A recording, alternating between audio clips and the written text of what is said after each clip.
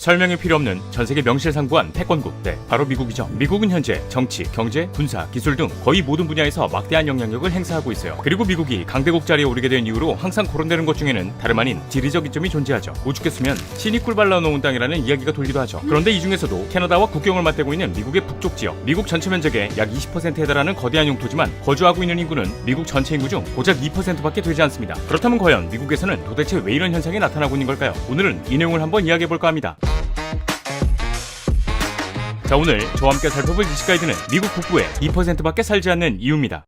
유나이티드 스테이츠 오브 아메리카, 미국은 인도, 중국 다음으로만은 약 3억 4천만 명의 인구수를 보유하고 있어요. 국토 면적도 러시아, 캐나다 다음으로 전 세계에서 세 번째로 넓은 나라이죠. 미국의 국토 면적은 우리나라의 약 98배에 달하는 수준인데, 여기서 중요한 점은 영토는 넓지만 쓸모없는 땅이 많은 러시아, 캐나다와는 달리 사기적인 능력을 가진 땅이 많습니다. 전 세계에는 씨앗만 뿌려두면 아무것도 안 해도 곡식이 자라난다는 이른바 1등급 땅, 이 땅이 전 세계의 3%밖에 없다고 하거든요. 이 중에서 절반이 미국에 있습니다. 참고로 우리나라에서 농업이 가장 많이 발달한 전라도 지역의 땅이 5등급 땅이죠. 이 말은 즉 미국은 현재 전 세계에서 가장 비옥한 토지를 가진 농업 최강국이라고 해도 무방한 건데, 사실 농업이 발달한 국가는 정말 많아요. 이 중에서도 비옥한 토지로 유명한 곳은 우크라이나, 프랑스가 대표적이죠. 하지만 이 중에서도 미국이 가장 비옥한 땅으로 손꼽히고 있는 이유는 다름 아닌 물과 교통에 있었습니다. 미국의 대표적인 강으로는 미시시피 강이 있고, 이 강을 비롯해 미국 전역에는 24,000km에 달하는 강들이 거미줄처럼 연결되어 있어요. 이로 인해 내륙에서 재배된 농작물이 어렵지 않게 전국으로 이동할 수 있어 내수가 폭발적으로 성장할 수 있었죠. 그런데 이렇게 좋은 영토를 가지고 있는 미국의 인구 분포 심상치 않거든요. 일단 미국을 반으로 나누어서 보면 동부에는 약 70%에 달하는 인구가 밀집되어 있고, 서부에는 약 30%에 불과한 인구가 살고 있어요. 사실 이런 상황은 영국으로부터 독립한 미국의 시작이 동부이기도 했고, 이후 서부 개척 시대 등을 거치면서 해안가를 따라 발전했기 때문이라고 볼 수 있죠. 발전된 도시에 인구가 밀집되는 것은 전 세계 어딜 가나 공통적인 부분이기도 하고요. 결국 동부에는 경제의 중심지이자 현대적인 분위기를 가진 뉴욕, 펜실베이니아 같은 주들이 자리 잡았고, 남부에는 미식 축구와 같은 스포츠와 야외 활동의 진심인 텍사스, 플로리다 등이, 서부에는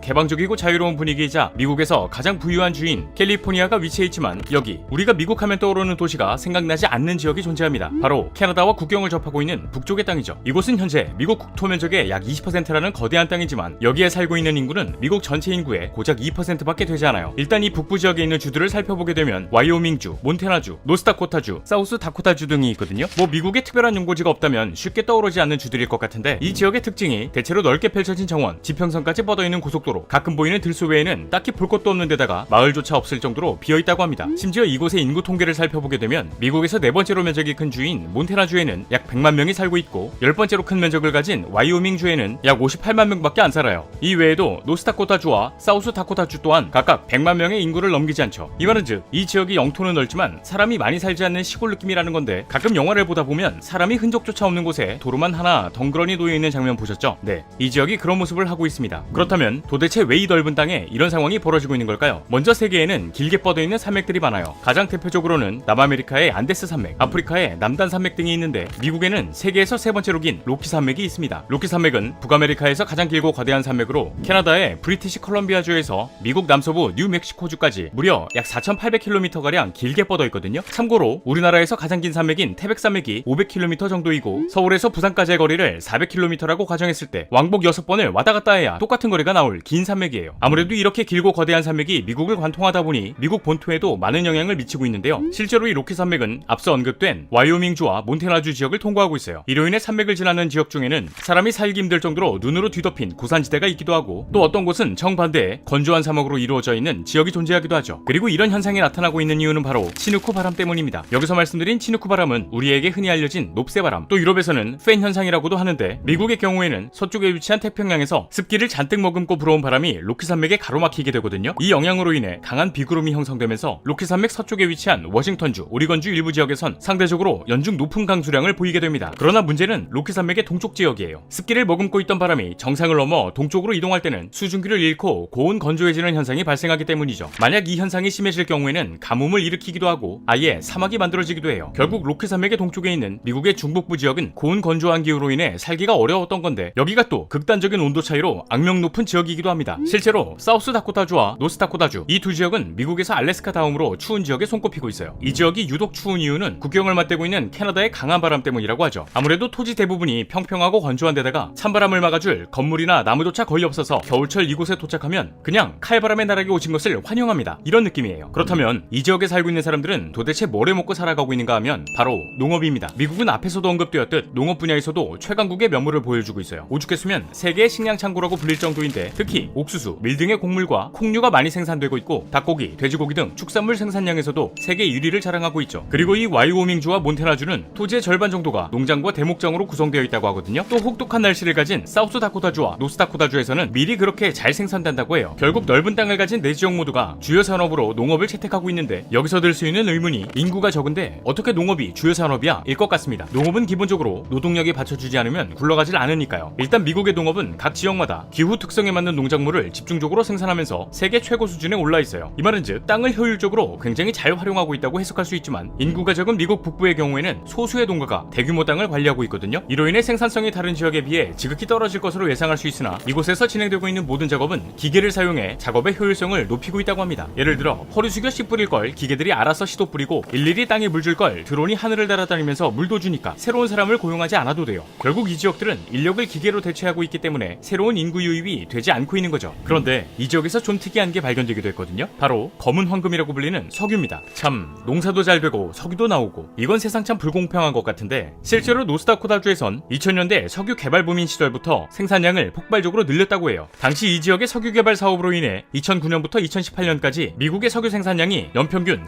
48.4%로 증가하면서 미국의 대표적인 석유 생산 지역으로 급부상하기도 했죠. 이 영향으로 당시 노스다코타주는 텍사스 다음가는 미국 제2의 석유 생산 지역으로 떠오르면서 석유 관련 일자리가 많아지기도 했고 미국 내에서도 인구는 증가하지만 실업률은 낮은 주로 손꼽히고 있었어요. 그러나 최근 석유와 천연가스를 얻을 수 있는 시추기의 가동률이 감소했고 이 지역에서 석유와 관련된 일자리도 점점 줄고 있다고 해요. 그리고 그 이유는 국제유가가 급속도로 떨어지기 시작했던 영향이 크다고 하죠. 한때 배럴당 120달러까지 올랐던 원유는 70달러 안팎까지 가격이 빠지기도 했었고 미국 휘발유 평균 가격도 갤런당 5달러를 돌파했었지만 2달러 수준까지 떨어지기도 했어요. 이런 상황은 경기가 둔화해 미국 석유업계가 고유가 지속에 대한 확신이 떨어진 계기가 되면서 석유를 생산하는 기업들이 차례대로 생산량을 줄이기 시작했죠. 여기에 석유 개발에 따른 심각한 환경 파괴 문제도 한몫하기도 했고 애초에 미국 내에서 석유를 뽑아내려면 각종 채굴 비용이 들어가잖아요. 온갖 환경 규제와 산업 규제뿐만이 아닌 토지 보상과 관련된 규제와 비용, 보상이 아닌 경우에는 임대 비용이나 매수 비용, 여기에 인건비, 장비, 운반 비용 등이 포함된다면 차라리 해외에서 사오는 게 더 싼 경우가 많다는 거예요. 물론 여기에는 복잡한 정치적인 문제도 끼어 있고요. 게다가 미국은 다른 지역에 석유 외에도 다양한 광물, 석탄, 천연가스 같이 풍부한 자원이 많죠. 이로 인해 미국 북부 지역에 석유를 뽑아 쓰지 않아도 텍사스에서 뽑아내는 석유와 더불어 대체할 수 있는 자원이 많은 데다가 이 지역을 제외해도 워낙 상태가 좋은 땅들이 많다 보니 일교차가 크고 산맥을 끼고 있는 이 땅이 그렇게 큰 매력으로 다가오지 않는 거예요. 결국 이곳에 거주하는 사람들은 늘어나지도 줄어들지도 않은 상황을 보이고 있다고 하는데 참 이런 상황을 보면 미국과 하나를 바꾸라고 할 때 경제나 군사도 아닌 땅을 선택한다는 말이 괜히 나온 게 아닌 것 같네요. 자, 오늘의 영상은 여기까지입니다. 다음에 또 다른 안내서로 찾아뵙도록 하겠습니다.